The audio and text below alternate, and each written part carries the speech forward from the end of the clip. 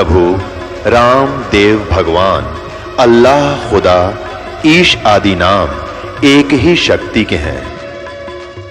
वो कैसा है, कहां है, कैसे मिलता है, किसने देखा है? ये प्रश्नवाचक चिन्ह पूर्ण रूप से हटाने के लिए अवश्य सुनिए जगत गुरु तत्वदर्शी संत रामपाल जी महाराज के अमृत वचन, सर्व पवित्र धर्मों के पवित्र शास्त्रों के आधार पर।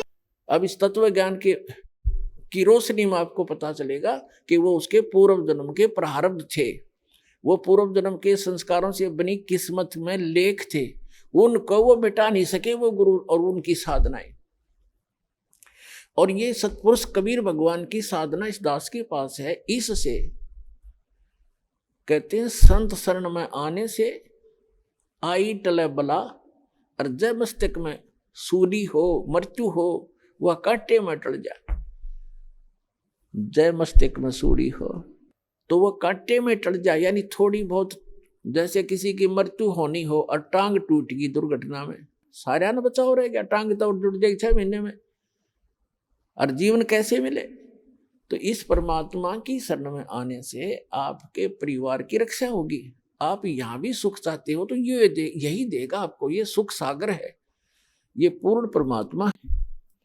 और फिर यहां से जब आप जाओगे सतलोक में जाओगे, वहां आपके बहुत बड़े बड़े महल, सुंदर महल यूं के यूं रखे खड़े हैं, वो खाली पड़े हैं। आप अपनी अज्ञानता से और यहाँ आ गए हो, जिसके विषय में हम आपको बताते भी रहते हैं। सृष्टि रचना से आपको ज्ञान होगा। सृष्टि रचना की दास ने सीडी ये प्रवचन कर रखे हैं, उनकी सीडी उपलब्ध है, और पुस्तकों में भी भक्तों ने बना रखी हैं, वो आप पढ़ सकते हो, सुन सकते हो। तो कहने का भाव ये है कि जो साधना हम शास्त्र विदिता का मनमाना आचरण करते हैं, तो वहां पर अपने सतलोक के अंदर आपके सारे परिवार यानी पूरे महल हैं, बहुत सुविधाएं हैं। जैसे आप यहाँ क्या देखते हो, जरा सा भी व्यक्ति रोजी रोटी से जिसकी सुविधा उभर जाती है, जैसे आम गरीब निर्धन व्यक्ति तो अपना हैंड टू माउथ होता है, उसने तो अपनी चारपाई और घर की व्यवस्था मुश्किल से पूरी होती है, तो एक झोंपड़ी हो उसी में संतुष्ट है। और जिसका थोड़ी सी पोस्ट हो जाती है, थोड़ा सा धन हो जाता है, तो वो क्या करता है, कोठी हो, सुंदर चारों तरफ चिप्स लगी हो, मार्बल लगा हो, पत्थर लगा हो, आगे लान हो बहुत बड़ा सुंदर, और उसके अंदर बगीची बनी हो चारों तरफ के, उसमें फुहारे छूट रहे हो। ये प्रत्येक की नीयत है कि जैसे इनमें मैं ठाठ लूं, और ठाठ खाक लेगा, या तो चाहे वो फुहारे भी ला ले और सारी कोठी भी बना ले और बड़ा एक फार्म भी बना ले, और अंदर टेंशन 20 उसका, उसमें धक्के खाओ फुहारे में, तब भी चैन से नहीं रह सकता। तो ये हमें क्यों ऐसा लाइक है, क्यों पसंद है? क्योंकि हम ऐसे स्थान पर रहा करते, वहां हमारी सुविधाएं ऐसी हैं। इसी की नकल इस काल ने कर रखी स्वर्ग में। जो यहाँ से देवता बनकर जाते हैं, उनको जैसे यहाँ अच्छे अधिकारियों को गवर्नमेंट अलॉट कर देती है कोठियां, तो ऐसे वहां अलॉट कर दिए जाते हैं आपको अलग अलग, लेकिन वह पूंजी आपकी नष्ट होती है, आपका पुण्य अक्षीण होता है। तो वो सुविधाएं, उस सतलोक वाली सुविधा से स्वर्ग की तो ये समझ लो उसके तुलना में वो कुछ भी नहीं है जो सतलोक में आपको सुविधा है। स्वर्ग में भी ऐसा ही है, मृत्यु होगी, पुण्य समाप्त होंगे, या फिर यहाँ होंगे। स्वर्ग के देवता भी गधे की योनि से स्टार्ट होते हैं। बताओ, खा का ये स्वर्ग का राज्य और क्या इस पृथ्वी का राज्य? तो सतलोक के अंदर आपको ये सभी सुविधाएं उपलब्ध हैं। जैसे अभी तक ये नकली पंथ कबीर साहब की वाणी चुरा के अरे पंथ चला बैठे, कितने जीवों का नाश कर दिया, राधा स्वामी पंथ, जय गुरुदेव पंथ, और ये सच्चा सौदा सरसा और जगमाल वाली पंथ, एक ये जनौद के अंदर बना हुआ है ताराचंद पंथ, ये भी उसी कुएं का जल है राधा स्वामी वालों का। तो ये क्या बताते हैं ऊपर कि प्रकाश ही प्रकाश है, चेतन ही चेतन है। वहां पर आत्मा ऐसे लीन हो जाती है जैसे बूंद समंदर में, वहां और कुछ है ही नहीं। ऐसे कबीर पंथी बताते हैं भगवान निराकार है, आत्मा उसमें जाकर मिल जाती है। एक ये जम्मू वाला थोड़ा चतुर व्यक्ति है, चतुरता दिखाई इसने। फिर बताते परमात्मा कहते हैं चोर चुरावे तूंबड़ी गाड्डा पानी में, वो गाड्डे हुआ ऊपर आवे न सच्चाई छनी ना। ये रांजड़ी वाला जम्मू वाला जो मधु परमहंस है, इसने चतुरता दिखाई, कबीर साहब की वाणी में पढ़ लिया कि वहां परमात्मा हंस आत्मा के का शरीर 16 सूर्य जितना प्रकाश है, उसने प्रकाश प्रकाश नोट कर लिया।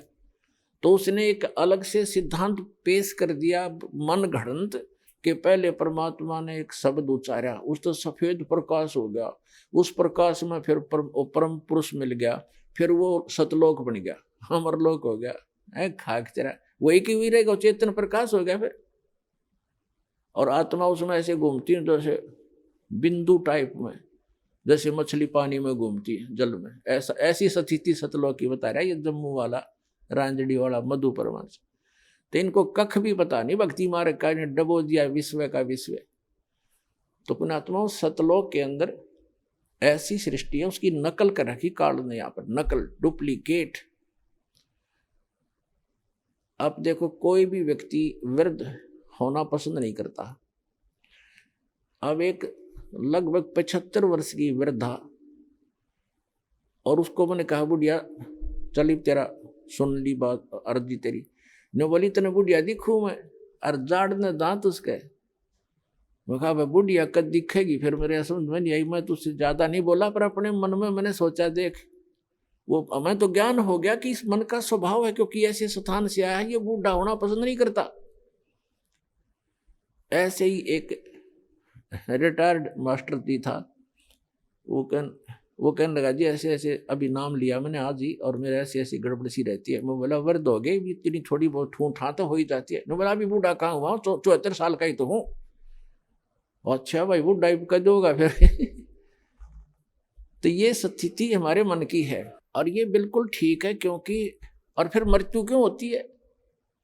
जब हम कितने सुखी हैं यहाँ पर, सारा जीवन एक संपत्ति संतान को जोड़ने में, उनकी सुरक्षा में, उनके पालन पोषण में लगा देते हैं, और फिर ना संतान का भरोसा ना अपने आप का, एक सेकंड में के बिजली गिर जाए इस गंदे लोक में। तो ये इसका समाधान बताया भगवान। अभी तक विकल्प नहीं था हमारे पास, हम ज्यादा से ज्यादा स्वर्ग माना करते थे, स्वर्ग चले जाएंगे। स्वर्ग का नहीं पता था, स्वर्ग में गए हुए प्राणी भी वापस आते हैं। श्रीमद् भगवत गीता अध्याय नंबर 8 के श्लोक नंबर 16 में कहा कि अर्जुन जो मेरी भक्ति करता है ब्रह्म तक की, गीता अध्याय नंबर 8 के श्लोक नंबर 13 में ये गीता ज्ञानदाता कहता है मेरा एक ओम अक्षर है मुझ ब्रह्म का, ओम इति एकाक्षरम ब्रह्म विभारण माम अनुसमरण ये प्रयाति तजन देहम से याति परमाम गतिम। मुझ ब्रह्म का केवल एक ओम मंत्र है, नथिंग एल्स। इसके अतिरिक्त कोई मंत्र नहीं। ये और अटपट करते हैं ओम नमः शिवाय, ओम भगवते वासुदेवाय नमः, एवं नमः, ये बकवाद है सारी। ये मंत्र नहीं मोक्ष मार्ग, ये तो भांग है समझ लो, गेहूं के बीज के स्थान पर।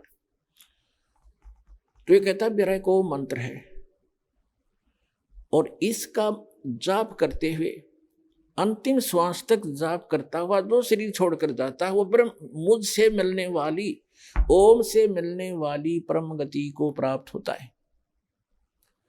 ओम से मिलने वाली परम गति कौन सी है? ब्रह्मलोक, क्योंकि ये ब्रह्म का मंत्र है ओम।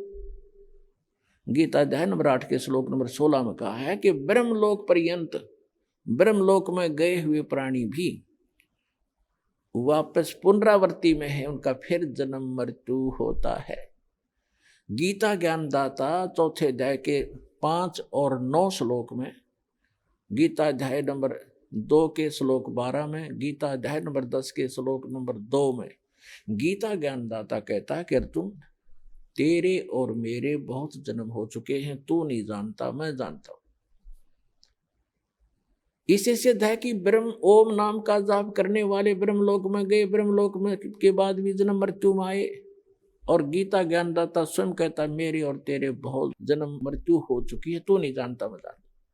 इसलिए गीता ज्ञानदाता 18वें अध्याय के 62वें श्लोक में कहता है कि अर्जुन तू सर्वभाव से उस परमेश्वर की शरण में जा जिसकी कृपा से तू परम शांति को और सनातन परम धाम को प्राप्त होगा। सनातन परम धाम शाश्वतम स्थानम, शाश्वत माने सदा रहने वाला, जिसका कभी क्षय ना हो कभी नाश ना हो, वो स्थान वो सत्यलोक है। उसको संत भाषा में सत्यलोक कहते हैं। सत्य का नाश नहीं होता, अविनाशी होता सत्य, वो सत्यलोक है। किसकी शरण में चला जा?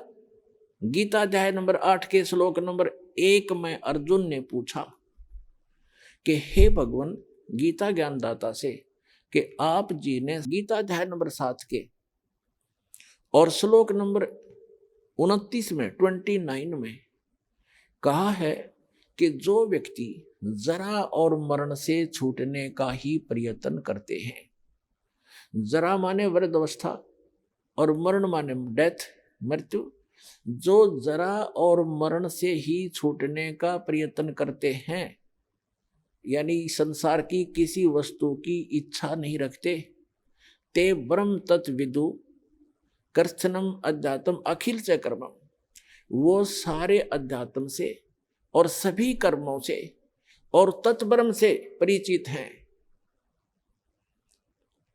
अब गीता अध्याय नंबर 4 के श्लोक नंबर 32 और 34 में 2 कंसेप्ट क्लियर किए हैं। एक तो ये किया है कि सच्चिदानंद घन ब्रह्म स्वयं आकर के वो परम अक्षर ब्रह्म अपने मुख कमल से तत्व ज्ञान बताता है, उसके अंदर उस परमात्मा के पाने की यथार्थ विधि होती है, उसको तत्व ज्ञान कहा है। चौथे अध्याय के 34वें श्लोक में कहा कि अर्जुन तू उस तत्व ज्ञान को जो complete God given complete spiritual knowledge है, पूर्ण परमात्मा परम अक्षर ब्रह्म के द्वारा दिया गया जो सच्चा ज्ञान है, वो तत्व ज्ञान है, उसको तू तत्वदर्शी संतों के पास जाकर समझ। उनको दंडवत प्रणाम करने से, कपट छोड़कर सरलता पूर्वक प्रसन्न करने से वो तत्वदर्शी संत तुझे परमा उस तत्व ज्ञान का बोध कराएंगे, उपदेश करेंगे। अब 7वें अध्याय के 29वें श्लोक में गीता ज्ञानदाता कहता है कि माम आश्रित जरा मरण मोक्षाय यत माम आश्रित यतन्ति ते, मेरे इस मार्गदर्शन का आश्रय करके कि तत्वदर्शी संतों की खोज कर लो, और वो तत्वदर्शी संत बताओगे उस तत्व ज्ञान को जिन्होंने ये आश्रय कर लिया, मेरे संकेत समझ गए, वो केवल जरा और मरण से ही छूटने का प्रयत्न करते हैं, क्योंकि वो उस तत्व ब्रह्म से और यहाँ के सारे अध्यात्म ज्ञान से और सभी कर्मों से परिचित हैं। जैसे दास आज के सत्संग में आपको वही क्लियर कर रहा है कि ऐसे कर्म करते रहे, ऐसे कर्म करने से ये लाभ होगा, ये हानि होगी, ये भक्ति करने से ये इतना लाभ होगा, जो पूर्व के संस्कार आपके प्राप्त हैं उनसे आपको ये लाभ हो रहा है, सतभक्ति ना करने से फिर वो एक ही दम आप प्राप्तियां आ जाती हैं। और बहुत से प्रमाण भी आपको दिए। मंत्री थे, प्रधानमंत्री थे, मुख्यमंत्री थे, वो पूर्व जन्म के पुण्यों से बने हुए थे। आगे चार्जर था नहीं, आगे सतभक्ति थी नहीं, एक ही दम सब नाश हो गए, जैसे डिस्चार्ज हो जाती है बैटरी इन्वर्टर की, और एक ही समय एक ही दम सब सुविधाएं समाप्त हो जाती हैं। तो इस संपूर्ण अध्यात्म ज्ञान से सभी कर्मों से जो परिचित हो जाते हैं वो तत्ब्रह्म से परिचित है, और इन कर्मों से अध्यात्म ज्ञान से वो ही जरा और मरण से छूटने का प्रयत्न करते हैं। जरा माने वृद्धावस्था का कहर। पुणात्मा, अब आप देखते हो कोई बूढ़ा चल रहा लाठी के सहारे, कभी बैठ जाता कभी चल पड़ता रहा। आप जब युवा हो स्पीड से निकल जाते उसको यूं देखते हुए, आपके कभी सपने में बनाती या दुर्गति थारी भी होगी, आपकी भी होगी। तो जब तक आपको ये ज्ञान नहीं होगा तब तक ये मन की बकवाद समाप्त नहीं होंगी। इस ज्ञान से 90% लगाम डल जाएगी मन पापी के, जो दास आपको बताने चाह रहा है। जो बेमतलब की रिश्वतखोरी, चोरी, हेरा फेरी ये करते फिरते सारा दिन झूठ बोलते हैं पेट के लिए, और 1 सेकंड का भरोसा नहीं कहाँ बिजली गिर जाए। और जब हम इस परम पिता की शरण में आ जाएंगे, आपको चार्जर मिल जाएगा, हैंडपंप मिल जाएगा, कितना जल भर लो, दूसरे का क्यों चराओ, तो अपना भरो ठाट कर, कितना ठोक लियो, मटके भर कर धर लियो सपेर। तो हम अविधिवत चलने से चोर उचक्के बन गए, और शास्त्र अनुकूल साधना करने से आपको यहां भी सुख देगा और वहां पहुंचावेगा आपको जो गीता ज्ञान दाता बता रहा है। अब बताएंगे आगे। अब गीता ज्ञान दाता बता रहा है कि जो मेरा इस ज्ञान को आश्रय कर लेते हैं, तत्वदर्शी संत की खोज कर लेते हैं, उससे फिर उस तत्ब्रह्म की जानकारी हो जाती है। तत्ब्रह्म, उस परम अक्षर ब्रह्म की, उस परमात्मा की, जिसमें 18वें अध्याय के 62वें श्लोक में जिसकी शरण में जाने के लिए गीता ज्ञानदाता कह रहा है, उसकी जानकारी होती है और सभी कर्मों से परिचित हो जाते हैं और सभी अध्यात्म कंप्लीट स्पिरिचुअल नॉलेज से वो परिचित हो जाते हैं। तो केवल वो जरा और मरण से छूटने का प्रयत्न करते हैं। जैसे दास ने उदाहरण दिया कि एक बुढ़िया 80 साल की, 75-80 वर्ष की, और मुंह में दांत नहीं, और उसको मैंने कह दिया बुढ़िया पीछे हो, दूसरी को आने दे, बहनों को, ने बोली तेने बुढ़ी दिखूं मैं, वो तेरा गजब हो, 80 साल की जाड़ नहीं। ये बिल्कुल सही है, क्योंकि हम वृद्ध होना कति लायक नहीं करते और न ही हम मृत्यु पसंद करते। और ये दोनों डेफिनेटली होंगे, मृत्यु भी होगी और वृद्ध भी होंगे। तो पुण्यात्मा 8वें अध्याय के प्रथम मंत्र में अर्जुन ने पूछा कि हे गीता ज्ञान दाता से कि हे पुरुषोत्तम, क्योंकि उसको पुरुषोत्तम मान रहा था, वो श्री कृष्ण मान रहा था कि श्री कृष्ण ये ज्ञान दे रहा, लेकिन श्री कृष्ण के अंदर यूं काल बोल रहा था गीता ज्ञान दाता। उसने पूछा कि किम तत्ब्रह्म, किम अध्यात्म, किम कर्म पुरुषोत्तम। तो उसने पूछा कि वो तत्ब्रह्म क्या है जिसको जानकर, और क्या वो अध्यात्म ज्ञान है, उसके विषय में गीता ज्ञानदाता 8वें अध्याय के 3रे मंत्र में कहता, श्लोक में, कि वो परम अक्षर ब्रह्म है। वो परम अक्षर ब्रह्म है, गीता ज्ञानदाता से अन्य है वो भगवान, जो सर्व सुखदायी है, सर्व पाप नाशक है, और जो शाश्वत स्थान प्रदान कराने वाला है। इसलिए 18वें अध्याय के 62वें श्लोक में कहा कि अर्जुन तू सर्वभाव से उस परमेश्वर की शरण में जा, उसकी कृपा से ही तो परम शांति को और सनातन परम धाम को प्राप्त होगा। अब गीता ज्ञानदाता ने तो 8वें अध्याय के 13वें श्लोक में अपनी साधना बता दी कि मेरा एक मुझ ब्रह्म का केवल एक ओम अक्षर है। ओम इति एकाक्षरम ब्रह्म व्यवहारण माम अनुसमरण ये प्रियाति तजन देहम स याति परमाम गतिम। अब उसने स्पष्ट कर दिया कि मेरा तो एक ओम मंत्र है मुझ ब्रह्म का, और ओम से क्या मिलता है ब्रह्मलोक। 8वें अध्याय के 16वें श्लोक में बता दिया कि ब्रह्मलोक पर्यंत, ब्रह्मलोक में गए हुए प्राणी भी पुनर्जन्म के अंदर हैं। वो शाश्वत स्थान नहीं हुआ जहां जाने के बाद वापस नहीं आना पड़ता। 15वें अध्याय के 1 से लेकर 4 श्लोक में श्रीमद् भगवत गीता में कहा है कि अर्जुन ये उल्टा लटका हुआ संसार रूपी वृक्ष है, जिसकी ऊपर को जड़ जो मूल है वो तो परम अक्षर ब्रह्म समझो, वो तो पूर्ण परमात्मा है, और नीचे को तीनों गुण रूपी शाखा है, रजगुण ब्रह्मा, सदगुण विष्णु, तमगुण शिव जी। और जो संत इस उल्टे लटके हुए संसार रूपी वृक्ष के सर्व भाग बता देगा, सब विभाग बता देगा, पार्ट्स ऑफ द ट्री, स वेदवित, वो वेद के तात्पर्य को जानने वाला है, अर्थात वो तत्वदर्शी संत है।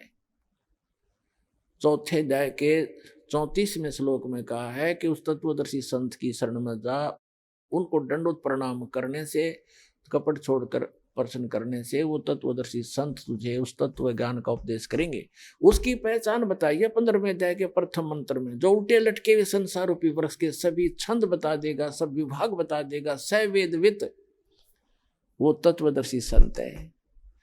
जब परमात्मा परम पूज्य कबीर परमेश्वर जी आदरणीय स्वामी रामानंद जी को सचखंड लेकर गए थे, फिर उनको वापस छोड़ा था, तब कहा था दोहु ठौर है एक तू भया एक से दो, और रामानंद कह हम कारणे तुम आए हो मगजो, तुम साहेब तुम संत हो, तुम सतगुरु तुम हंस, और गरीबदास तेरे रूप बिना और न दूजा अंश। तुम ही साहेब हो, परमात्मा हो, तुम ही सतगुरु हो, सच्चा ज्ञान मालिक आपके पास ही है, इस विश्व में किसी के पास सच्चा ज्ञान नहीं है, आप सतगुरु हो। तुम साहेब तुम संत हो, एक संत, संत माने सीधा, संत सोए जो सीधा चाले, सब बकवादें छोड़ दे, यहाँ की सब बुराइयों से हट करके अपना जैसे मालिक दे उसमें विश्वास, उसी में गुजारा करे। संत सोए जो सीधा चाले।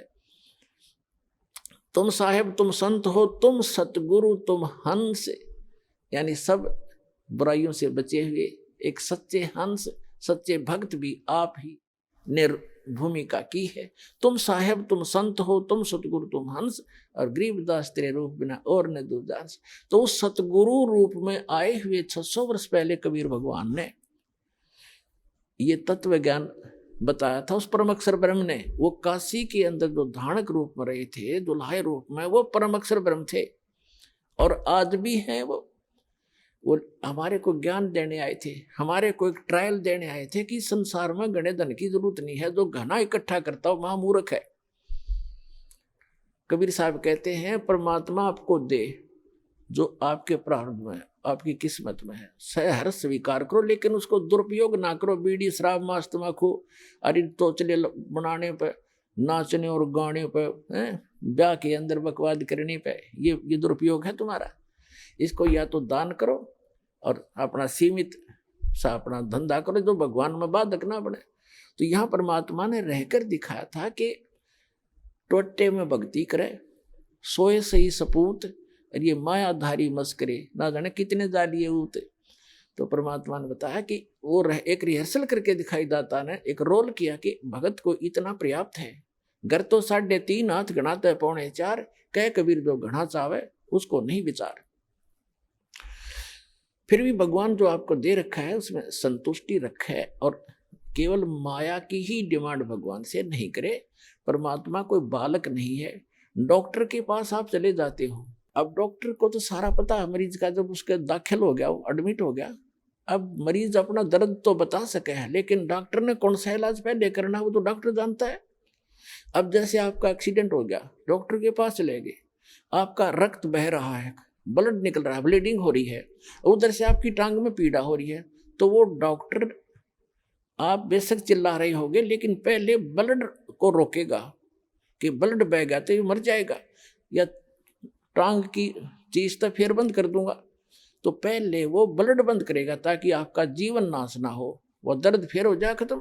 तो इसी प्रकार आप जी यहाँ आते हो, एक परमात्मा के हॉस्पिटल में आ गए, वो आपके सारे दुख दूर होंगे। अब आपने टारगेट बना रखा है मेरा ये काम हो, बस ये हो, और भगवान ने ये पता कि इसकी जान जाने वाली है, 10 दिन के बाद इसका जीवन नहीं है, तो आपकी एज एक्सटेंड करेगा। उम्र एक्सटेंड करने के लिए जो आपको एड दे रहा है वो काम आपका भले ही ना हो रहा है, लेकिन आपको जीवन दान दे करके वो 100 सुख देगा फिर आगे चल के। और डॉक्टर मरीज ये कहे मेरे टांग में पीड़ा, तू कैसा डॉक्टर है, मुझे दर्द ही नहीं ठीक हो रहा, लेकिन डॉक्टर को पता है कि इसका ब्लड रोकना जरूरी है, तो डॉक्टर वही काम करेगा जो आपके हित में होगा, आपकी नहीं मानेगा पहले वो। उसको मालूम है कि आप चिल्ला रहे हो, उसको मालूम है कि इसमें ऐसी पीड़ा होगी, लेकिन ये घातक नहीं है। तो छोटे मोटे जो कष्ट आपको यहाँ आने पर भी हो रहे हैं, जैसे कई तो ऐसे हाथी ठीक हो जाते, कुछ को अभी वो राहत नहीं मिल रही है जो वो डिमांड लेकर आते हैं। उसका कारण क्या है कि आपका जीवन नाश होने वाला होगा निकट भविष्य में, और परमात्मा आपको एक्सटेंड करेंगे, पहले वो ठीक करेंगे आपका, फिर आप पे सारा सुख होता चला जाएगा, जीवन भी मिलेगा, भक्ति भी होगी, सारा सुख भी यहाँ का जो चाहिए वो भी देगा।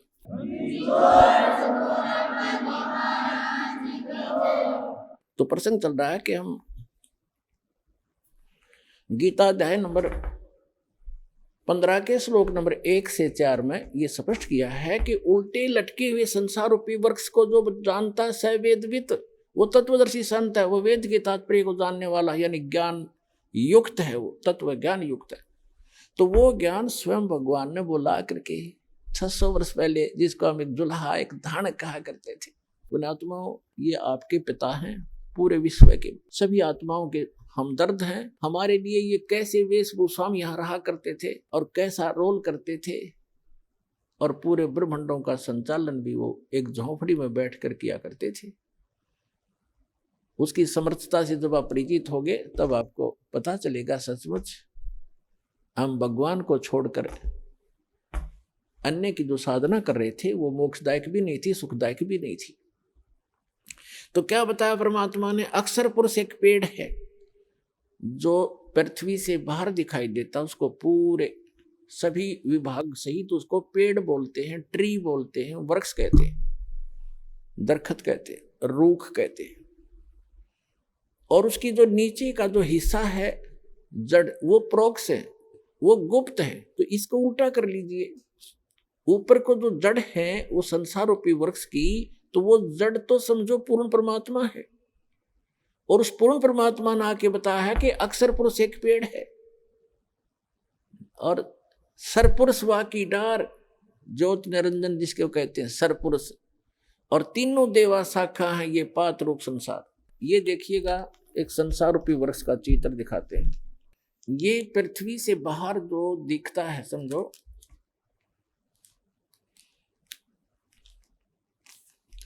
ये जो इतना है ये देखिएगा, ये स्थिति है वृक्ष की, पेड़ की।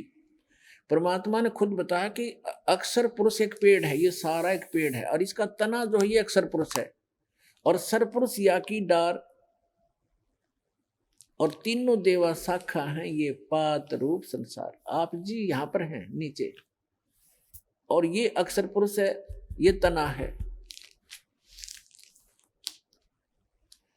ये अक्षर पुरुष तो समझो एक तना है ये इस पेड़ का, और इससे एक मोटी डार निकली है वो सरपुरुष है, ये सरपुरुष है जिसको ब्रह्म कहते हैं, ब्रह्म।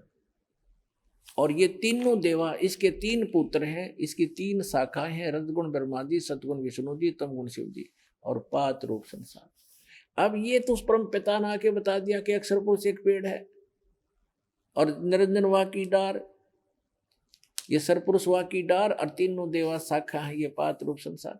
तो ये जड़ कौन है ये बताने के लिए दास को भेजा है कि ये जड़ जो है ये परम अक्षर ब्रह्म है इस संसार रूपी वृक्ष की। और वो परम अक्षर ब्रह्म कौन है, अनंत कोट ब्रह्मांड का एक रति नहीं भारे, ये सतगुरु पुरुष कबीरे हैं कुल के सिरजनहारे। ये हो परम अक्षर ब्रह्म अपने आत्मा। उस परमात्मा ने स्वयं आकर बताया कि अक्षर पुरुष एक पेड़ है, सरपुरुष वा की डार और तीनों देवा शाखा है ये पात रूप संसार।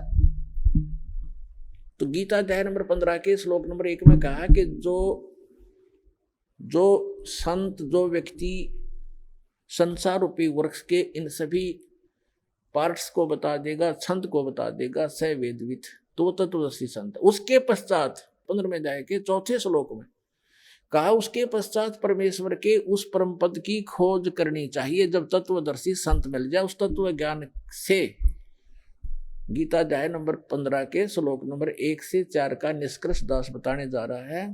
तीसरे में कहा है कि उस तत्व ज्ञान से इस अज्ञान रूपी गुत्थी को काट कर समझ कर उसके पश्चात परमेश्वर के उस परम पद की खोज करनी चाहिए, जहां जाने के बाद साधक फिर लौटकर कभी संसार में नहीं आते।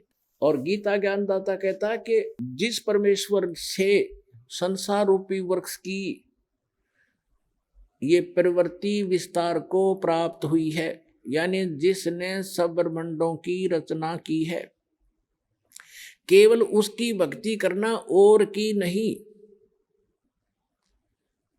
अपनी भी भक्ति को मना करता है, तुझे मोक्ष चाहिए, वहां जाना चाहता है, जहां जाने के बाद लौटकर साधक फिर संसार में कभी नहीं आते, उसके विषय में कहता है फिर तो उसी की भक्ति करनी है और को इष्ट रूप में नहीं मानना। ये देखिएगा श्रीमद् भगवत गीता दिखाते हैं आपको, ये देखिएगा श्रीमद् भगवत गीता और जयदयाल गोविंद का द्वारा इसका अनुवाद है। इसके 15वें अध्याय पर चलते हैं। यह है अथ पंचदशो अध्याय, 15वां अध्याय। इसमें कहा है श्री भगवान वाच ऊर्ध्व मूलम अधः शाखम अश्वत्थम प्राहु अव्यम छंदासी यस्य प्रणानी ये तम वेद स वेदवित। इन्होंने अनुवाद ठीक नहीं करना आया, ये तो ठीक लिखा है ना, आदि पुरुष परमेश्वर तो समझो ऊपर को जड़ है, वो तो पूर्ण परमात्मा है। ऊर्ध्व मूलम ऊपर को शाखा लिखना था, वो आदि पुरुष परमेश्वर है। और अधः शाखम नीचे को शाखा वाला, ये गलत लिखा है, पर मां रूप मुख्य शाखा वाले नहीं। ये देखो दूसरे मंत्र में गीता अध्याय नंबर 15 के श्लोक नंबर 2 में अधः और अधः 2 बार आए हैं। इन्होंने इसका अनुवाद यहाँ किया है, अधः माने नीचे, अधः माने नीचे, बिल्कुल ठीक है। अधः माने नीचे, अधः माने नीचे। तो यहाँ ऊर्ध्व माने ऊपर, ऊर्ध्व माने ऊपर। यहाँ देखो, हम ही इसे देख लेंगे प्रथम अध्याय में, 15वें अध्याय के प्रथम मंत्र में, ऊर्ध्व मूलम ऊपर को जड़ वाला, मूल जड़, और अधः शाखम नीचे को शाखा वाला। एक आम बालक भी समझ जाए इस ज्ञान से। और संसार रूपी पीपल के वृक्ष को अविनाशी कहते हैं। छंद, छंद वेद नहीं होते, छंद माने इसके विभाग, जिसके पत्ते आदि कहे गए हैं। और तम वेद, तम यह वेद जिसको, उस संसार रूपी वृक्ष को जो अंधकार रूप में छुपा हुआ है, ज्ञान रूप में, जिसको समझ नहीं सके, उस संसार रूप वृक्ष को जो पुरुष मूल सहित यानी जड़ से लेकर और पत्तों तक तत्व से जानता है, स वेदवित, स वेदवित, वह वेद के तात्पर्य को जानने वाला है, अर्थात वह तत्वदर्शी संत है। अब यहां देखो, अब 15वें अध्याय का हमने इसमें सारा बता रखा है। तीसरे में क्या कहा है कि, अब हम इसको सारे सुना देते हैं आपको। ये दूसरे में क्या कहा है कि उस संसार वृक्ष की तीनों गुण रूप, तीनों गुण माने रजगुण ब्रह्मा, सतगुण विष्णु, तमगुण शिव जी, रूप जल से बढ़ाई हुई नहीं, ये शाखाएं हैं, शाखा है। विषय प्रवाला शाखा है, विषय विकारों वाली ये शाखा है। रजगुण ब्रह्मा, सतगुण विष्णु, तमगुण शिव जी, अधः नीचे और ऊपर फैली हुई है। नीचे माने जैसे यो गीता का ज्ञान पृथ्वी पर बोला जा रहा था, ऊपर स्वर्ग नीचे पाताल, ऊपर और नीचे फैली हुई है। क्योंकि श्री ब्रह्मा, श्री विष्णु, श्री शिव जी एक एक गुण युक्त हैं, एक एक विभाग के मंत्री हैं। इनका प्रभाव इन तीनों ही लोकों पर है, पृथ्वी लोक पर, पाताल लोक और स्वर्ग लोक पर। इससे अन्य जो स्थान है, जो ब्रह्म लोक है, वो अलग स्थान है, वहां पर ये काल भी तीन ही रूप धारण करके रखता है, उसमें भी तीनों ही गुण अपने विद्यमान रखता है। वो ऊपर के लोगों के लोग उससे प्रभावित होते हैं, इनका केवल यहीं तक सीमा है। अब देखो, ऊपर और नीचे फैली हुई। और मनुष्य लोक में, इस संसार में कर्मों के अनुसार बांधने वाली ये भी मुख्य मूलानी, मुख्य कारण है, नीचे और ऊपर फैली हुई है, नीचे और ऊपर। अब तीसरे में कहा है कि इस संसार वर्ष का स्वरूप जैसा कहा है वैसा यहाँ विचार काल में गीता ज्ञानदाता कहता कि जैसा इसके बारे में सुना है उसको पूर्ण रूप से मैं तेरे को नहीं बता पाऊंगा इस गीता जी के डिस्कशन में। वैसा इस संसार वर्ष का स्वरूप जैसा कहा है वैसा यहाँ विचार काल में नहीं पाया जाता, नहीं पाया जाता। क्योंकि गीता ज्ञानदाता कहता है कि क्योंकि न तो इसका आदि है और न अंत, तथा न इसकी अच्छी प्रकार से स्थिति है, यानी वो परिचित नहीं है उससे।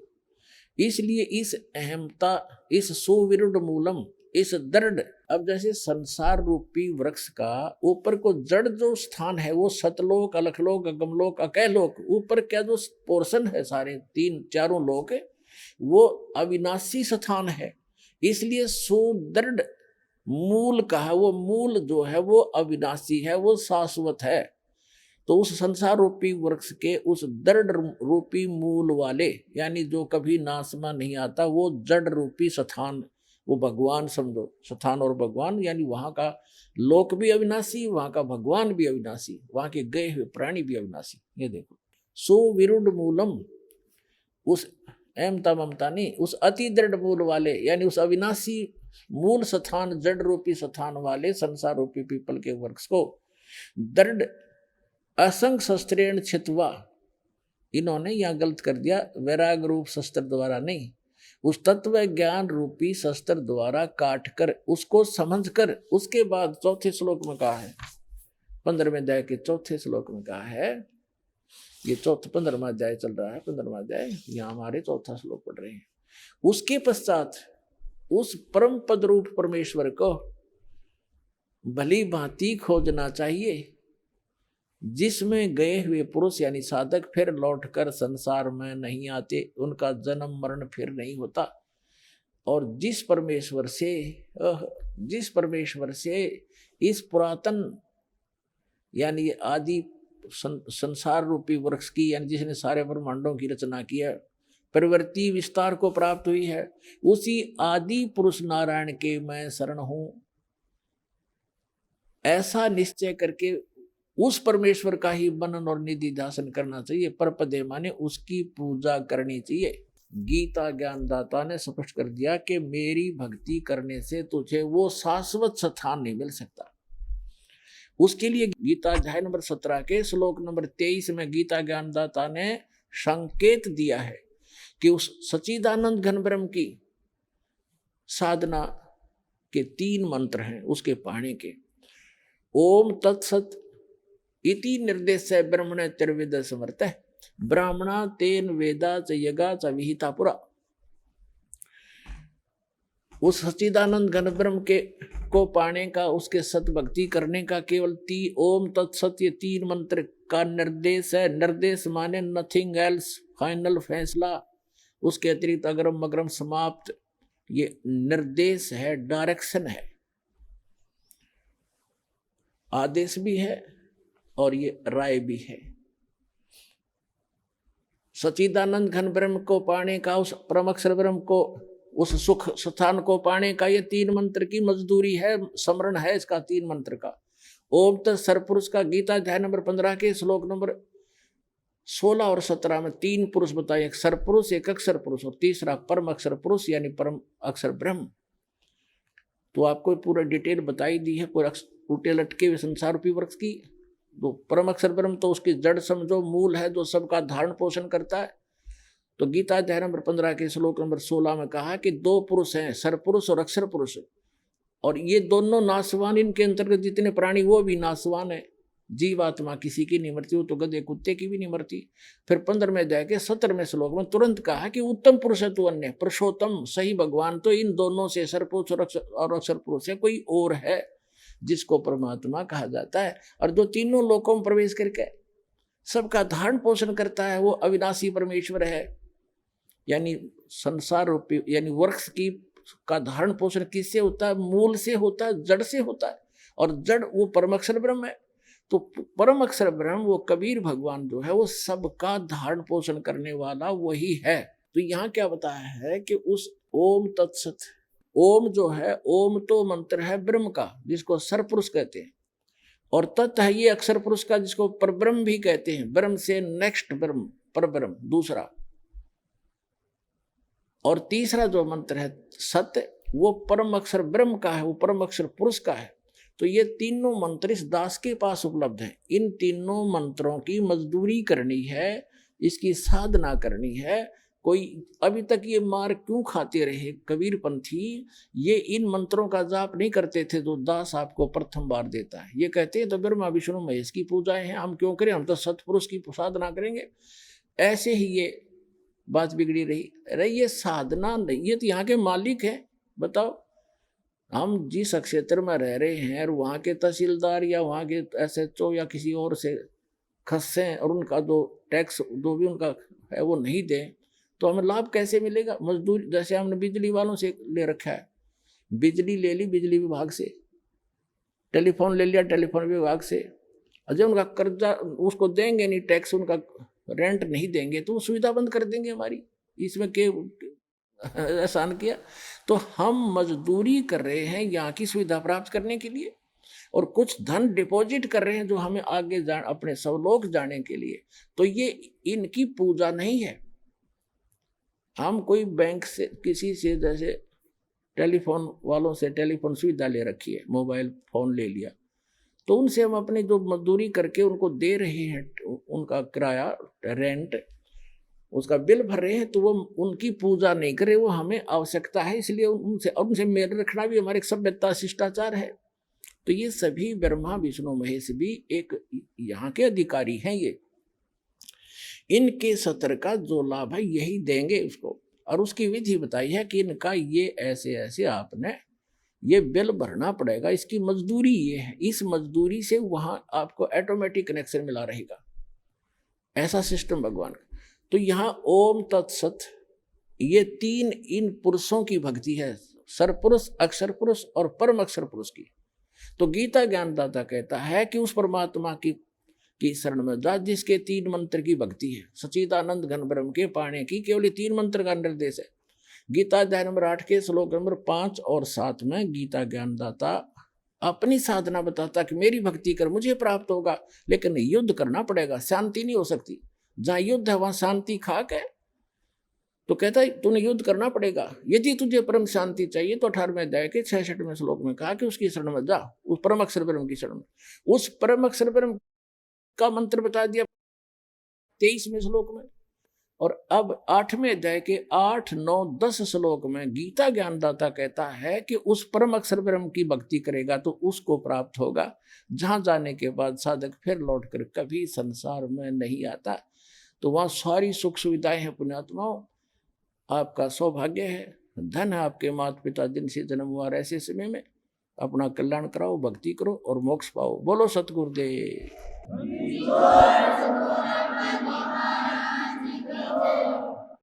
परम पिता परमात्मा पूर्ण ब्रह्म सारी सृष्टि के रचनहार कुल मालिक कबीर परमेश्वर जी की असीम रजा से आप सभी पुण्यात्माएं परमात्मा की महिमा सुनने के लिए उपस्थित हुए। सत्संग में आने से प्राणी को ज्ञान होता है कि आप कौन हो, कहां से आए हो, आप यहाँ किस उद्देश्य को लेकर जी रहे हो, वास्तविक आपका कर्तव्य कौन सा है, कौन से कर्म पाप दायक हैं, कौन से पुण्यदायक हैं, उन सभी का ज्ञान सत्संग से होता है प्राणी को। तो पुण्यात्मा,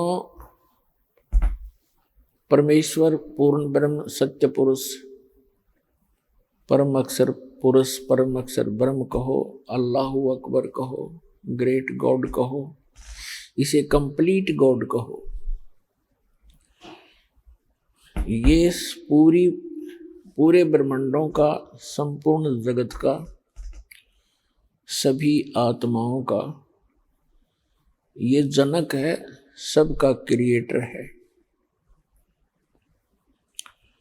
वो कैसा है, कहाँ है, किसने देखा है और परमात्मा की आवश्यकता क्यों है, परमात्मा की आवश्यकता क्यों पड़ी हमें, हम किस लिए परमात्मा की साधना करते हैं, क्या उद्देश्य लेकर करते हैं और क्या उद्देश्य लेकर भगवान की भक्ति करनी चाहिए और क्या उद्देश्य लेकर नहीं करनी चाहिए, ये सर्व जानकारी सत्संग से होती है। पुण्यात्माओं, सर्वप्रथम तो आपको ये ज्ञान होना चाहिए कि आप जी एक बहुत भयंकर लोक में रह रहे हैं, बहुत ही भयंकर लोक है ये। और इस लोक का जो राजा है, यहाँ का जो स्वामी है, मालिक है 21 ब्रह्मांड का, उसको सरपुरुष कहा है। श्रीमद् भगवत गीता अध्याय नंबर 15 के श्लोक नंबर 1 से 4 और 16-17 में प्रभु की परिभाषा वर्णित है सांकेतिक कोड वर्ड्स में। उसमें लिखा है कि संसार में 2 पुरुष हैं 16वें श्लोक में 15वें अध्याय के। एक सरपुरुष है, एक अक्षर पुरुष है। सरपुरुष ये ब्रह्म है जिसके लोक में आप और हम निवास कर रहे हैं। इसको संतों ने, परमेश्वर ने कबीर देव ने इसको काल कहा है और यही गीता का ज्ञान दाता है। आइए अब हम उन श्रद्धालुओं के अनुभव जानते हैं जो जगत गुरु तत्वदर्शी संत रामपाल जी महाराज जी से दीक्षा प्राप्त कर चुके हैं तथा उनके द्वारा बताए गए भक्ति मार्ग पर चल रहे हैं। नमस्कार सर। सत साहब जी। सर क्या नाम है आपका? अजय दास। अजय जी आप कहाँ से हैं? ग्राम धमलपुर, कसदौल तहसील, जिला बलौदाबाजार, छत्तीसगढ़ से। अजय जी संत रामपाल जी महाराज से नाम दीक्षा आपने कब ली? सर मैं परम संत सदगुरु रामपाल जी महाराज से नाम दीक्षा 27 जनवरी 2019 को लिया सर। सर क्या काम करते हैं आप? मैं ग्राम पंचायत सचिव हूँ सर। अभी ग्राम पंचायत डेराडीम पदस्थ हूँ। अजय जी संत रामपाल जी महाराज से नाम दीक्षा लेने से पहले आप क्या भक्ति साधनाएं करते थे? मैं बजरंग बली और दुर्गा का उपासक था सर, और बहुत सारे हिंदू धर्म के सारी देवी देवताओं की भी पूजा करता था। गुरु घासीदास बाबा जी है अपना, भोलेनाथ बाबा जी का, और सभी देवी देवताओं की पूजा पाठ करता था सर। सर फिर क्या कारण बना कि आप संत रामपाल जी महाराज की शरण में आए? जी मैं बहुत सारे उपवास भी रहता था सर, जैसे दुर्गा मैया का उपवास रहता था 3 साल उपवास नवरात्रि का पूरा, बिना चप्पल का, बिना बेल्ट, बिना कोई नाश्ता पानी, चाय पानी पिए बगैर सारा उपवास बढ़िया 3 साल तक बहुत अच्छी तरीके से रहता था सर। भोलेनाथ का भी उपवास रहता था मैं। उसके बाद भी हमारे घर में बहुत सारा क्लेश रहता था, और क्या बोलते हैं वो भूत प्रेत की बाधा बहुत ज़्यादा थी सर। मेरे बच्चे लोगों को क्या बोलते हैं एक दिन ठीक रहता था, दूसरे दिन स्कूल जाने से पहले बुखार आ जाता था, और कुछ बड़ी बड़ी सर्दी खांसी बुखार मलेरिया ऐसा टाइप का। मेरे पत्नी को भी बहुत ज़्यादा भूत प्रेत बाधा भयंकर टाइप का था सर, बहुत ज़्यादा घर परिवार में। तो एक दिन ऐसा हुआ सर, मेरी पत्नी को रात में एक ऐसा सताया बहुत ज़्यादा, और उसमें 4-5 लोग मैं रात में ही फ़ोन करके भैया के बुला के लाया। फूंक झाड़ बहुत ज़्यादा हुआ कहा जाए, और उसमें क्या हुआ अंतिम टाइम में ये हो गया 12-1-2 बज गया सर। रात जो है उसकी जो है भूत प्रेत बाधा जो है भग ही नहीं रहा था, बिल्कुल एकदम सुस्त हो गई थी, लास्ट स्टेज आ गया था उनका। और हुआ क्या, तो एक आदमी मेरे गांव का दादाजी बोले कि बेटा ऐसे में ये मर जाएगी, तो आप एक काम करो, ये जो है इसकी भूत प्रेत बाधा जो है लुतरा बलौदा में ही ठीक हो पाएगा करके। तो मुझे कुछ पता नहीं था सर इस टाइप का ऐसा कुछ होता है करके, भूत प्रेत बाधा ऐसा कुछ होता है करके मुझे उतना ज़्यादा पता नहीं था, और यहाँ ठीक हो पाए करके। तो हमने रात में गाड़ी बुक करवाई और सीधे लेके चले गए बलौदा, लुतरा बलौदा सर। लुतरा बलौदा में गए, उस समय रोज़ा का टाइम था मुसलमान लोगों का। रात को वहीं रुका, सुबह टाइम चिल्ला उल्ला बंधाए वहाँ। उसके बाद जो है हमारी भगतमती की मतलब मेरी पत्नी की क्या बोलते हैं वो शैतान जो है भग गया कहा जाए वहाँ से। हमको लगा कि ये बहुत बड़ी देवता है, इतने सारे बैगा लोगों के पास ठीक नहीं हो पा रहा था, इतने सारे हमने भक्ति कर रहे थे, उसके बाद भी ठीक नहीं हो पा रहा था। तो हमको लगा कि यही एक भगवान है, यही परमात्मा है, यही मालिक है, ये इतना बड़ा बाबा जी है मेरा दातार बाबा। तो हमने उन्हीं की भक्ति करना स्टार्ट कर दिया सर। उनकी भक्ति हम क्या बोलते हैं उनकी लेके आए और स्थापना की अपने घर में, और पूजा पाठ करते थे। इसके बाद भी हर महीने लगभग जाना होता था वहाँ, और क्या बोलते हैं इसके बाद भी हमको उतना ज़्यादा लाभ नहीं मिल पाता था। जो प्रेत जो साक्षात जो दिखता था वो सब बंद हो गया, लेकिन अंदर ही अंदर कोई बीमारी, कोई बुखार आना, कोई सर्दी खांसी और कोई बीमारी से ग्रसित होना, ऐसा टाइप का बहुत ज़्यादा होता था। करते करते हमको 4 साल हो गए सर। 4 साल हमने मुसलमान धर्म वाली की भक्ति करी, और 4 साल में बिल्कुल कोई लाभ नहीं मिला सर। अपने घर में खुश नहीं हुआ, यहाँ परेशानी मेरी छोड़ेगी नहीं, तो हमने ठान लिया कि हम बाहर रहेंगे। जीवित रहे तो कोई परमात्मा नाम की चीज़ होगी तो हमको जीवित रख लेगा। और उसके बाद उन्हीं लोगों से हम लोग सीखे कि मुस्लिम धर्म का ये रोज़ा नमाज करना, रोज़ा रहना, नमाज करना। और मैं इसी बीच में मेरे पास मौलाना वगैरह भी उनसे संपर्क हुआ, उनके साथ मैं मस्जिद जाने लगा, और बहुत रोता था सर वहाँ। इसके बाद भी मुझे कोई मतलब राहत नहीं मिलता था। मैं बाबा जी के सिर में मतलब उसके पैर में अपना सिर रख के रोता था भयंकर टाइप के। हे बाबा जी आप जितना चाहे आप ले लीजिए, जो पैसा जितना चाहिए ले लीजिए, लेकिन मेरी ये दुख दूर कर दीजिए करके। इस बीच में ऐसे करते करते 4 साल गुजर गए सर, और 4 साल के बीच में अच्छे से भक्ति करते रहा उस लुतरा बलौदा वाले बाबा जी का। उसके बाद अंतिम में मेरा समझ ही नहीं आया कि मेरे जीवन कहाँ जा रहा है करके लास्ट टाइम मैंने ठान लिया कि मैं अब आखिरी आपका है बाबा जी, मक्का मदीना जाऊँगा। मक्का मदीना तो खैर नहीं जा पाऊँगा, पैसा मेरे पास उतने पास नहीं है, क्योंकि दुख तकलीफ़ बहुत ज़्यादा था। 4 साल के बीच में मैं बहुत सारा झेला हूँ सर, बहुत सारे मेरे आर्थिक जो है ख़त्म हुई हैं। तो मैं ठान लिया कि एक आपका अजमेर शरीफ भी है और अजमेर शरीफ जाऊँगा। अजमेर शरीफ जाऊँगा, यदि वहाँ मेरा सिस्टम ठीक हो जाता है तो मैं धर्म परिवर्तन कर लूँगा। निश्चित रूप से ऐसा ठाना ही था, पता नहीं बाबा जी का क्या हुआ। मेरा ड्यूटी लग गया तीर्थ यात्रा के लिए, बुजुर्गों को तीर्थ यात्रा ले जाने के लिए, उसमें मुझे नोडल अधिकारी बना दिया गया। नोडल अधिकारी बना मैं और 32 लोगों का नोडल अधिकारी बना मैं और लेके चला गया अजमेर शरीफ। वहाँ दुआ प्रार्थना किया अच्छे से, पूरा घूमे हम लोग, पूरा दुआ प्रार्थना किए, चादर चढ़ाए और वहाँ ठाना कि यदि मैं बाबा जी आपके शरण में तो मैं आ गया, अब मेरी समस्या आपकी जिम्मेदारी है, आप ख़त्म करो इसको, मैं अपना जो है कन्वर्ट कर लूँगा धर्म में करके। वहाँ से आया सर, 1 सप्ताह तक ठीक था। उसके बाद 1 सप्ताह के बाद जो है मेरी पत्नी, उस बीच में क्या बोलते हैं, मेरी पत्नी का जैसा सिस्टम चलता था, उनके मासिक धर्म का परेशानी था, बार बार आना और 15 दिन हफ्ते दिन में स्टार्ट हो जाना, रुकना नहीं, बहुत ज़्यादा ब्लड जाना। तो वो परेशानी मेरी बच्चे में आ गई। मेरी बच्ची है 13 साल की बच्ची है, 12 साल की बच्ची, 11-12 साल की बच्ची है सर, उसमें आ गई। तब मेरा दिल दहल गया एकदम कि मैं जिस क्या बोलते हैं तकलीफ़ को अपनी पत्नी में देखता था, पत्नी हम लोग तो अपना जीवन गुजार चुके हैं, कुछ टाइम अपने व्यतीत कर चुके हैं, हमारा सिस्टम ख़राब है तो ठीक है कोई बात नहीं है, लेकिन ये तकलीफ़ मेरी बच्चे में आ गई। तब मेरा एकदम दिल दहल गया सर कि मैं जो है ऐसा, इस दुनिया में कोई परमात्मा नाम की चीज़ नहीं है, कोई भगवान नाम की चीज़ नहीं है। मैंने इतना श्रद्धा से आपकी पूजा भक्ति करी, मुसलमान धर्म ग्रहण किया, सारा सिस्टम किया, अजमेर शरीफ गया, पूरा पाक साफ रहा, रोज़ा नमाज किया, सब चीज़ किया, इसके बाद भी मेरा सिस्टम ठीक नहीं हो पाया। ये मेरी बच्ची में आ गई, अब मैं कैसा जीवन जी रहा हूँ, भगवान कोई भगवान नाम की चीज़ है कि नहीं। तो ये मेरा एकदम दहल गया सर। मैं अब ठान लिया कि ऐसा कोई भगवान नाम की इस दुनिया में चीज़ नहीं है, ये सारा बोरिया बिस्तर बंद करो। ये पत्नी भी है मेरी, अब ये बहुत सारी है, बहुत सारी पत्नी मिल जाएंगी मुझे, एक चुटकी मारेंगे बहुत सारा पत्नी मिल जाएगा, है ना।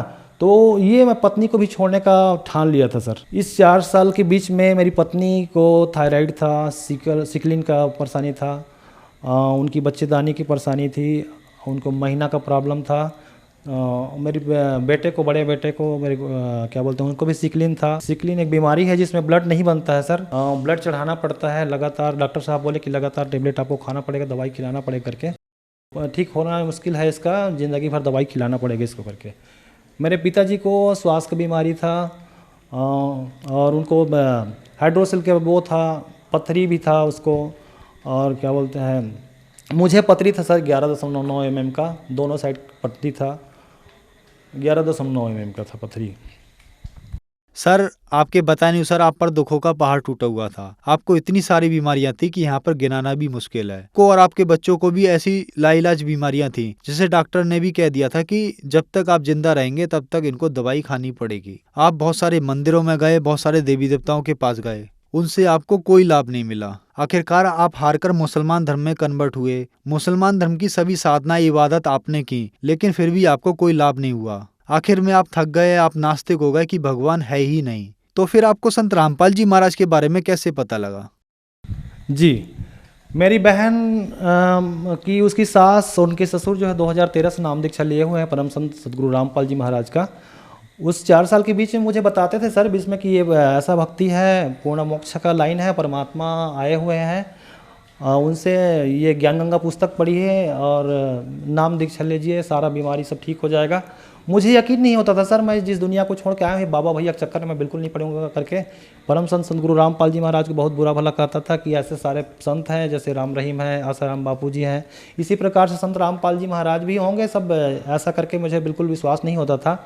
तो मुझे एक टाइम तो कुछ विश्वास नहीं हो रहा था, 2-3 भगत लोग और बुलाई और समझाए मेरे को, बोले कि सत्संग देखना करके। एक दिन हो गया सर, चले गए, मैं रात में सत्संग देखा तो क्या बोलते हैं, मैं सोचा कि वास्तव में इस टाइप का भगत जी ऐसा गारंटेड टाइप बता रहे हैं, और यहाँ ये इनका सत्संग भी बहुत अच्छी तरीके से चल रहा है, एकदम अच्छा लग रहा है, इसमें जो संगत आए वो भी उनकी जो बता रहे हैं आप बीती वो भी अच्छा है, तो क्यों ना अब लाइन को क्लियर किया जाए और ज़्यादा लेट ना करते हुए मैं अपने बाबा को तो भूल छोड़ रहा हूँ उसको जो है, तो इसी लाइन पे मैं चलता हूँ करके नेक्स्ट सुबह जो है मैं हम लोग चले गए सर, पूरा परिवार जो है चापा नामदान सेंटर में चले गए। परम संत सदगुरु रामपाल जी महाराज से वहाँ जाने के बाद हम लोग नाम दीक्षा लिए सर। सर आपके बताए अनुसार आप पर दुखों का पहाड़ टूटा हुआ था, तो क्या संत रामपाल जी महाराज से नाम दीक्षा लेने के बाद आपकी परेशानियां ठीक हुई? बीमारी थी जिसको डॉक्टर साहब लाइलाज बीमारी बताए थे और जिनने जीवन भर जिंदगी भर दवाई खाने के लिए बोले थे, परम सद्गुरु रामपाल जी महाराज जी से नाम दीक्षा लेने के पश्चात वो बिल्कुल जड़ से ख़त्म हो गई सर। उनको थायराइड की बीमारी थी, वो भी ख़त्म हो गई, जिनकी रिपोर्ट मैं लाया हूँ। सेम मेरी पत्नी की बीमारी सिकलिन मेरे बेटे को था, उनका भी परम संत सद्गुरु रामपाल जी महाराज से नाम दीक्षा लेने के पश्चात उनकी भी बीमारी ख़त्म हो गई।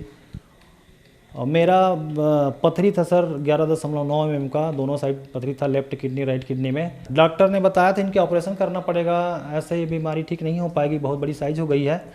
तो हमने संत रामपाल जी महाराज से नाम दीक्षा लिया। उसके पश्चात बिना दवाई का पूरा पथरी ख़त्म हो गई सर। और मेरे पिताजी को श्वास की बीमारी था, नाम दीक्षा लेने के पश्चात वो भी पूरा जड़ से ख़त्म हो गया। उनकी हार्निया थी, उनको हाइड्रोसील था, पथरी था, सब परम संत सद्गुरु रामपाल जी महाराज से नाम दीक्षा लेने के पश्चात बिना दवाई का सब खत्म हो गया सर, जड़ से ख़त्म हो गया। मेरे पास ये बहुत सारी रिपोर्टें हैं जो परम संत सद्गुरु रामपाल जी महाराज से नाम दीक्षा लेने के पश्चात सब जड़ से ख़त्म हो गई। सभी रिपोर्ट तो मैं नहीं दिखा पाऊँगा, टाइम बहुत कम है। और कुछ मुख्य रिपोर्ट मैं दिखा रहा हूँ। ये मेरे लड़के का है, रिपोर्ट है जो पॉजिटिव है सिकलिन का। ये दोनों रिपोर्ट है सर, मेरी पत्नी का और मेरे बच्चे का। डॉक्टर ने भी बताया था लाइलाज बीमारी है, इनकी जीवन भर जिंदगी भर दवाई खानी पड़ेगी करके, लेकिन मालिक परम गुरु रामपाल जी महाराज से नाम दीक्षा लेने के पश्चात ये बिना दवाई का सब जड़ से ख़त्म हो गया सर। ये 3-4 जगह से मैं दिखवाया था, सोनोग्राफी करवाया था सर, सभी का रिपोर्ट है मेरे पास। ये है मेरा भिलाई से है और ये बिलासपुर से है सर, एक बलौदा बाज़ार से है और एक रायपुर से है सर। ये 4-5 जगह से मैं इलाज करवाया था 4 साल के बीच में, ये ख़त्म नहीं हुआ था। डॉक्टर बोल दिया था कि ये पत्थरी की ऑपरेशन करवाना पड़ेगा, इसके लिए आप ये बहुत सारे सिर्फ आलू बस खाता था सर मैं, और ये कुछ चीज़ खाना नहीं पड़ेगा आपको, मत खाना, ये तो बढ़ जाएगा करके। मालिक की शरण में आने के बाद, परम संत गुरु रामपाल जी महाराज की शरण में आने के पश्चात बिना दवाई का सारा सिस्टम ठीक हो गया सर, पूरी पथरी मेरी सब खत्म हो गई सर। सर आप एक एजुकेटेड पर्सन हैं और ग्राम सचिव के पद पर कार्यरत हैं। आपको तथा आपके परिवार को जो परेशानियां थीं, उन सब के लिए आप सभी देवी देवताओं के पास गए, ज़्यादातर तीर्थों पर गए, फिर आप मुस्लिम धर्म में भी कन्वर्ट हो गए थे कि कहीं से भी मेरी परेशानियां ठीक हो जाएं। लेकिन आपकी परेशानियां ठीक नहीं हुई। फिर आपने संत रामपाल जी महाराज से नाम दीक्षा ली और आपकी सारी परेशानियां ठीक हुई। आपने रिपोर्ट्स भी दिखाई। सर आप ही के साथ नहीं, ऐसा हजारों लाखों श्रद्धालुओं के साथ हुआ है और हो रहा है। जो लोग कहीं से भी ठीक नहीं हो पाते उनको संत रामपाल जी महाराज ठीक कर देते हैं। मेडिकल साइंस जहाँ फेल हो जाती है उन बीमारी को संत रामपाल जी महाराज ठीक कर देते हैं। ऐसा कैसे संभव हो रहा है? पूर्ण परमात्मा संत रामपाल जी महाराज के चोले में आए हुए हैं सर।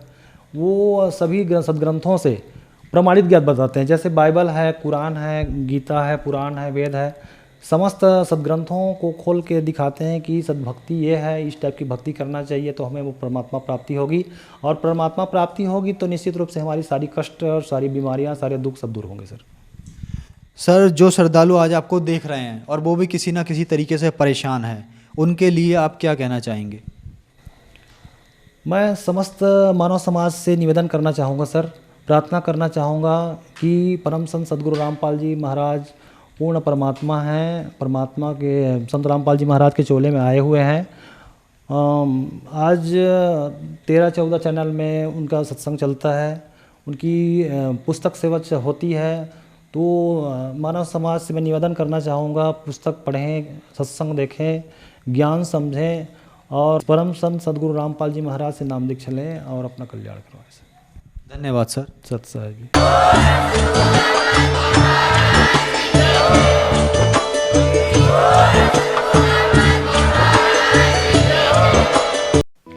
आप सुन रहे थे जगत गुरु तत्वदर्शी संत रामपाल जी महाराज के मंगल प्रवचन। अधिक जानकारी के लिए संपर्क करें